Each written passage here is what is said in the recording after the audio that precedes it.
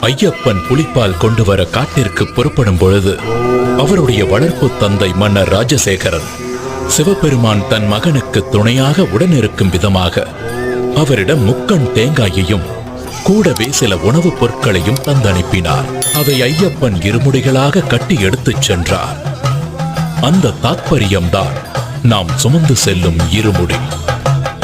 இருமுடி என்பது பருத்தி துணியால் தைக்கப்பட்ட இரு பகுதிகள் கொண்ட பையாகும். பக்தன் பக்தியுடன் சுமந்து செல்லும் இருமுடியின் முன்புற பையில் மஞ்சள், குங்குமம், நெற்பொறி, அவல், மாளிகை புறத்து அம்மனுக்கு தீபமிட திரிநூல், எண்ணெய், அடுத்தது முக்கியமான காணிக்கையான நெய் தேங்காய், அதாவது ஐயப்பனுக்கு மிகவும் விருப்பமான நைவேத்திய பொருளான முக்கண் தேங்காயில் ஒரு கண்ணில் துளையிட்டு அதனுள் இருக்கும் நீரை அகற்றி பின் சுத்தமான நெய்யை நிரப்பி அடைத்து எடுத்துச் செல்வதுதான் நெய் தேங்காய்.